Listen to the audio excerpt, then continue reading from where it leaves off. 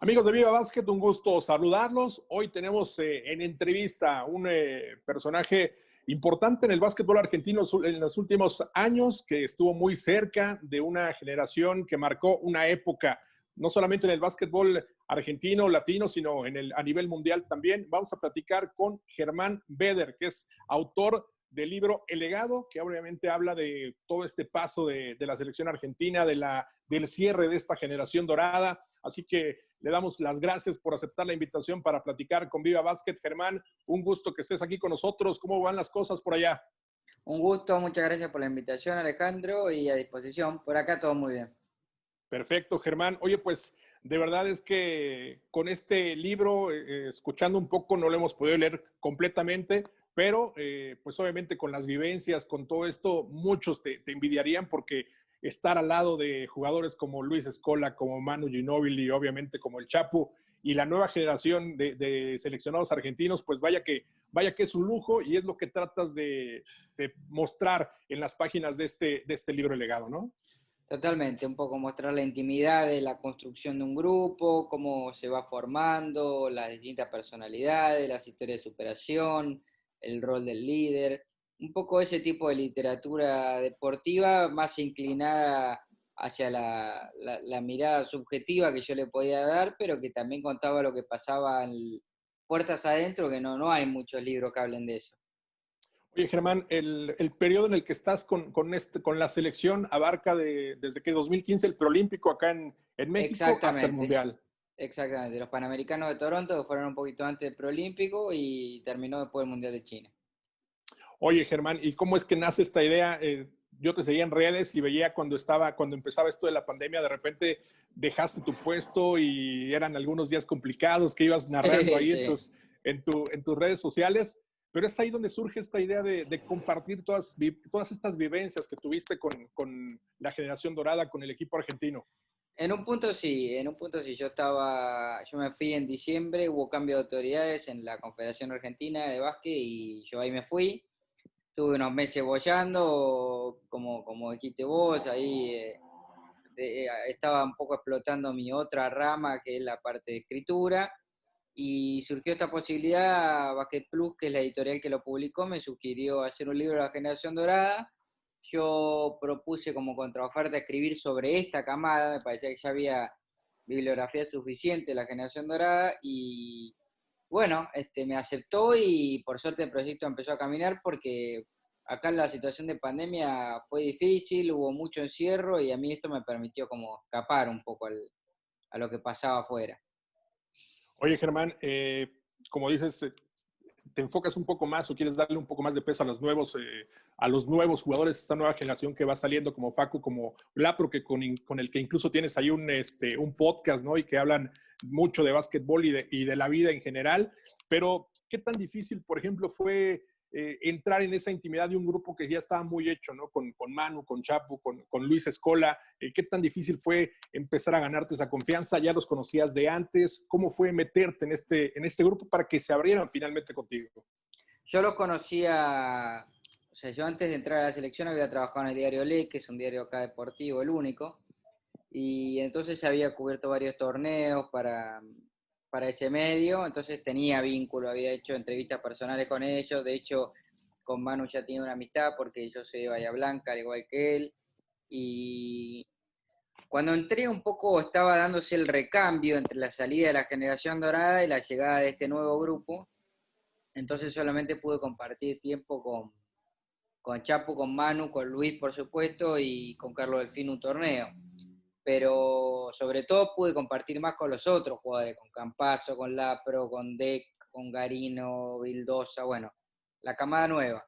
Eh, Así todo, bueno, en un momento estuvieron juntos, que fue en los Juegos Olímpicos de Río 2016, y la armonía fue total. Ahí es cuando se construye el legado, donde los jugadores de la generación dorada intentan todo el tiempo trasladarle hábitos de trabajo, disciplina, compromiso, respeto por la selección, descanso, hábitos, que los jugadores nuevos lo tomaron muy bien y ahora tienen la responsabilidad de trasladarse a las próximas camadas.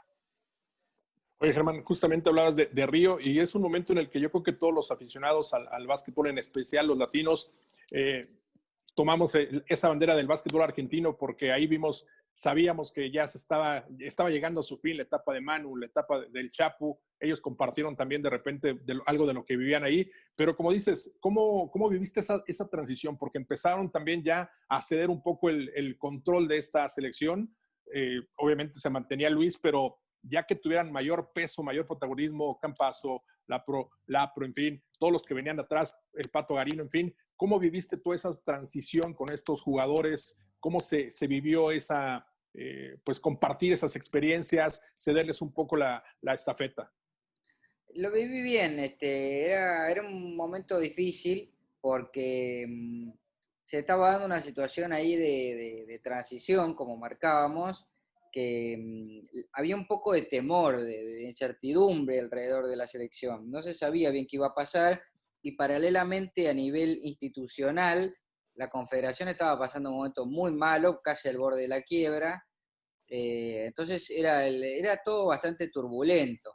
Sin embargo, ahí Sergio Hernández tuvo muchísimo que ver porque transmitió tranquilidad, serenidad, se hizo cargo absorbió la presión junto con Luis Escola y el equipo fue construyendo una identidad propia y también aprendieron a los jugadores nuevos a tener menos responsabilidad. Había mucho temor de no estar a la altura de las circunstancias, de no cumplir con las expectativas, de padecer mucho las comparaciones. Los jugadores todo el tiempo eran comparados con sus jugadores en los puestos con la generación dorada. Marcos Elía cuenta en el libro, por ejemplo, que a él lo comparaban todo el tiempo con Oberto y que eso le hizo un daño a su carrera, al fin y al cabo, que con los años él se dio cuenta que esa situación le había hecho un daño fuerte, porque la comparación lo había llevado a un grado de exigencia que él por ahí no tenía por qué cumplir, él era otro tipo de jugador y punto.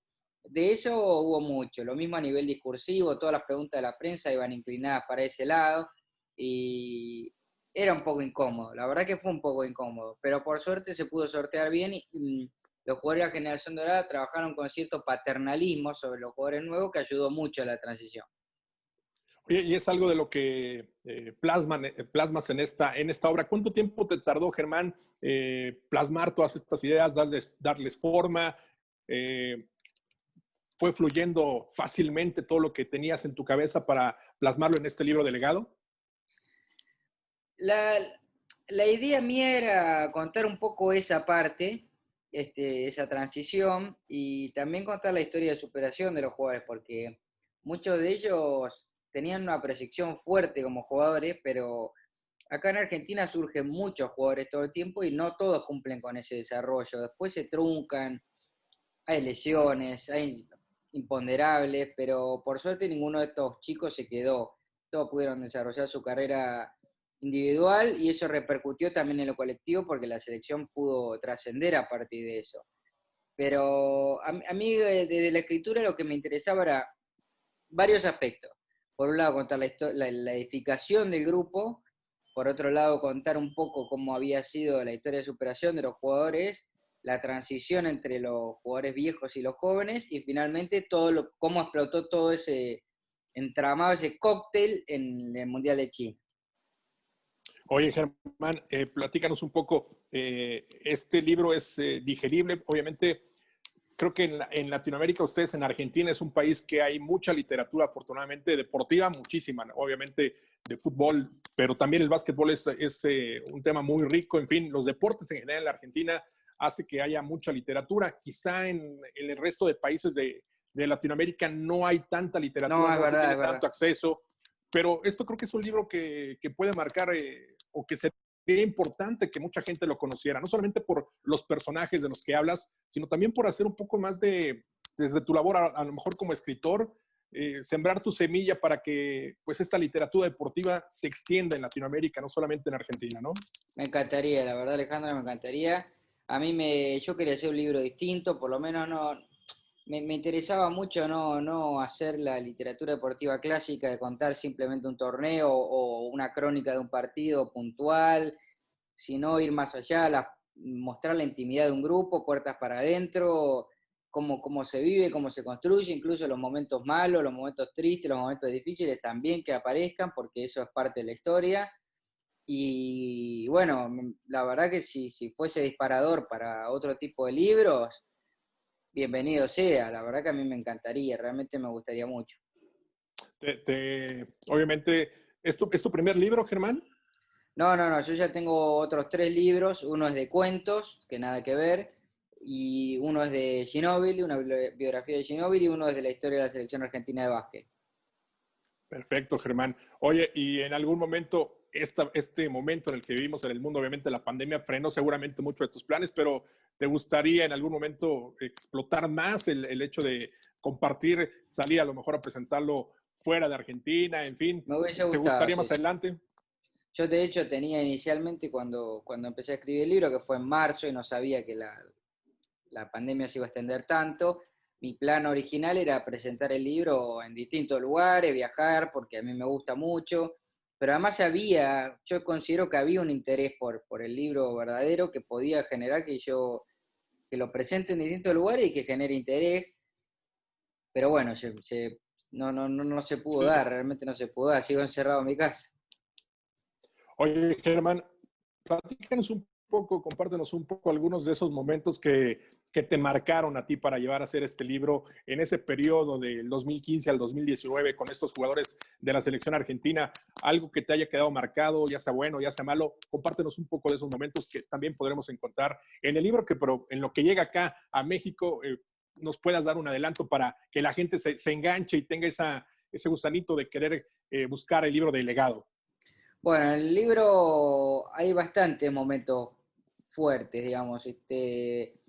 La Provítola cuenta en un momento un partido clasificatorio para China, que él jugó mal y Argentina perdió y la gente lo atacó mucho en las redes sociales. Cuenta que se quería retirar de la selección directamente, que lo había definido prácticamente. Garino cuenta que después de él tuvo 5 lesiones consecutivas en Baskonia y cuenta que se quería retirar del básquet directamente y ya él había analizado qué hacer con su vida una vez que dejara de jugar. Que son todas situaciones increíbles porque 6 meses después y un año después en el caso del Apro estaban jugando la final del mundo. Muy, un contraste muy fuerte. Después Escola dice que Hernández fue el mejor entrenador que tuvo en su carrera y el mejor de la historia de la selección, que también es algo fuerte porque Luis nunca declara con tanta potencia y mucho menos nunca había dicho algo así de un entrenador, entonces hasta el propio Oveja estaba conmovido.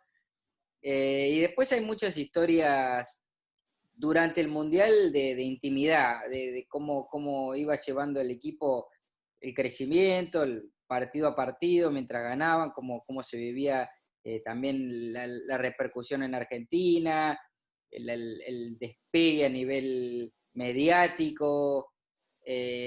Campazzo, por ejemplo, me dio su diario íntimo durante el Mundial, él iba llevando un diario íntimo, todos los días lo actualizaba y me lo dio para que lo publique, y la verdad que es tremendo.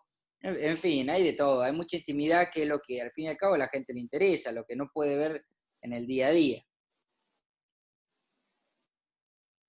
Oye, Germán, ¿y ahora cómo ves obviamente se pausó todo, pero vienen Juegos Olímpicos, Argentina presentará una nueva generación de jugadores. ¿Cómo ves a estos nuevos chicos que tienen esa responsabilidad?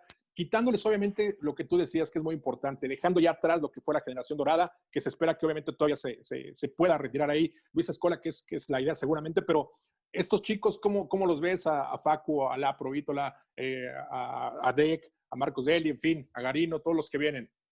Los veo muy bien, creo que pueden hacer un buen torneo en Tokio. Hay un recambio inicial, ya hay jugadores, hace poquito fue drafteado Leandro Bolmaro, que es un jugador que está en Barcelona. Está Francisco Cafaro, una universidad muy buena en la de Virginia en Estados Unidos, en NSAA. Hay una camada ahí de chicos que tienen 20, 21 años que son muy interesantes. Es decir, veo que puede extenderse en el tiempo el buen momento del básquet argentino. Lo que sí también pienso es que después de lo que pasó en China ya no se va a subestimar más a la selección, sobre todo los rivales europeos, y que hay que estar preparado para esa situación porque la presión va a ser distinta. Ya no, Argentina no va a ser visto un rival originalmente menor, sino que se va a esperar mucho y los rivales lo van a estar esperando, le van a querer ganar. Si Argentina puede convivir con esa presión, pero convencido de que puede llegar a una medalla. Oye, finalmente, Germán, ya para ir cerrando, ahora con Campazzo, que obviamente llega, ya da ese paso, ese salto a la NBA, otra Sí. vez otro argentino en la NBA. ¿Cómo ves a Facundo? ¿Cómo lo conoces muy bien, obviamente? ¿Cómo lo ves ahora con los Nuggets en esta nueva etapa? Lo veo muy bien, creo que puede llegar a trascender. Veo que su proceso de adaptación va siendo bastante interesante, bastante correcto. Es difícil, la NBA es muy difícil, muy complicada. Muchos jugadores importantes de Europa han querido dar el salto y no lo han podido dar con efectividad. Les ha costado mucho. Teodosic es un caso muy cercano y reciente que, siendo estrella absoluta del básquet europeo, cuando quiso saltar a la NBA no pudo, pero de esos casos hay muchísimos. Entonces hay que tomarlo con serenidad y no ir queriendo saltar etapas.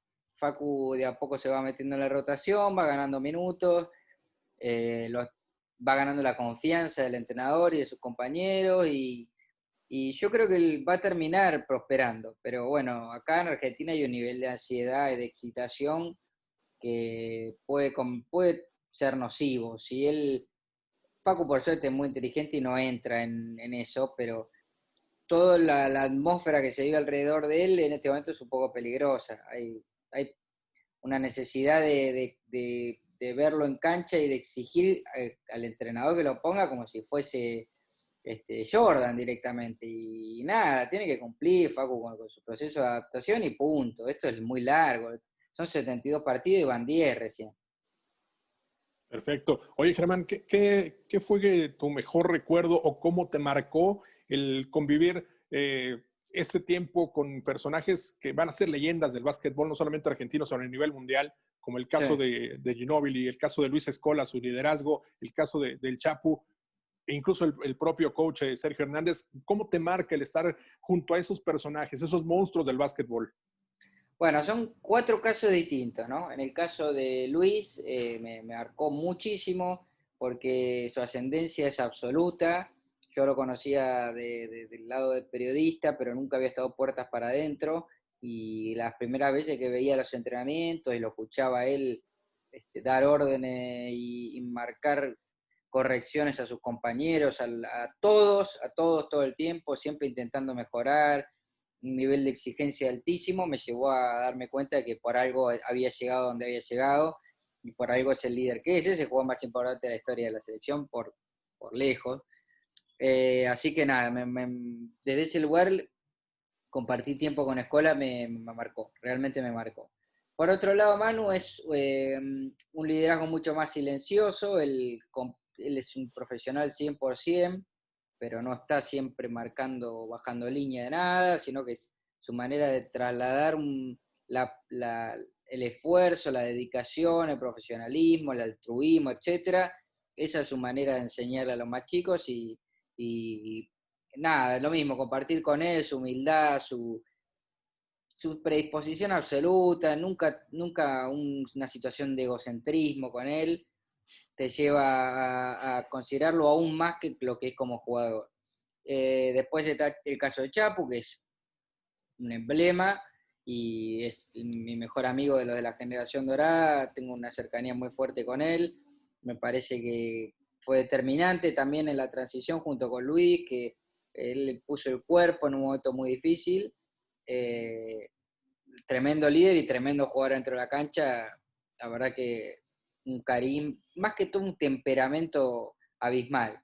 Y por último, Sergio, que es el entrenador que le puso el cuerpo al recambio y que además tiene un estilo de conducción que yo admiro porque él interviene solamente en momentos puntuales, no es un entrenador de esos que está encima del jugador, sino todo lo contrario. Y cada vez que yo veía esas pequeñas actitudes que tenía él como líder, de dejar que los procesos de turbulencia se resuelvan solos, de mantener un nivel de seguridad fuerte como conductor, cuando en otro momento otro tipo intervendría inmediatamente, porque eso es lo que hace la persona insegura. Yo mismo soy así. A mí me llevó también a considerar que él, más allá de la amistad que tengo, es un entrenador impresionante. El mejor que vi, también no compartí con muchos, pero sí hablé con muchos en mi vida y es el mejor que vi. Perfecto, Germán. Oye, entonces, ¿cómo puede la gente conseguir? ¿Tienes planes para que la gente pueda, a lo mejor de manera digital, conseguir Sí, este libro de legado? sí. Hoy es 14, supuestamente en 2 o 3 días ya debería estar disponible el libro electrónico, que es algo que me están preguntando mucho y que la verdad que a mí me gustaría ya que esté en venta. Se está demorando un poco, pero es muy importante que pase eso porque hay mucha gente en el exterior que me lo ha pedido y que a mí me pone un poco triste que no lo puedan conseguir porque no lo hemos podido meter en formato digital. Este es un proyecto que inicialmente fue chiquitito y nos desbordó, explotó, entonces ahora, por ejemplo, hubo que mandar a imprimir más libros, nada, bueno, algo que me pone al fin y al cabo muy contento. La verdad que prefiero tener este problema a no tenerlo, pero que me gustaría que esté resuelto. Así que en pocos días ya debería estar en formato electrónico. Perfecto, pues estaremos pendientes de esta noticia y tendremos más de Germán Beder escribiendo sobre básquetbol en el futuro. Seguramente que sí, es lo que mejor se hace. Perfecto, Germán. Pues muchas gracias por estos minutos para Viva Básquet. Recuerden, en pocos días tendremos ya noticias de cómo encontrar el legado para que le echen un ojo, conozcan un poco más de esta selección argentina, de esta generación que marca una época y que todavía tiene mucho por escribir. Así que, Germán, pues gracias por compartir estos minutos con la gente de Viva Básquet y estaremos pendientes de los próximos libros que pueda sacar y, por supuesto, de cuando podamos leer el legado para seguir debatiendo de básquetbol. Bueno, Alejandro, muchas gracias por la charla, la pasé excelente, la verdad fue muy bueno y a disposición para cuando quieras conversar, la verdad que voy a estar siempre disponible. Perfecto, Germán. ¿Tienes ahí el podcast todavía con Lapro? Sí, señor, justamente grabamos un especial hace 3 días. Y estamos cerrando la segunda temporada, pero muy bien. Él va a ser padre ahora, entonces estamos un poquito complicados de tiempo, pero la verdad que es un proyecto que disfrutamos muchísimo los dos. Bueno, pues hay que también te escuchen en el podcast Sí. Germán y Lapro, ¿no? Exacto, exacto. Perfecto. Muchas gracias, Germán. Bueno, Alejandro, nos hablamos la próxima. Muchas gracias a Que todo vos. vaya muy bien. Gracias, Gracias. gracias. Gracias, amigos de Vía Básquet. Hasta la próxima en otra edición de Vía Básquet Live.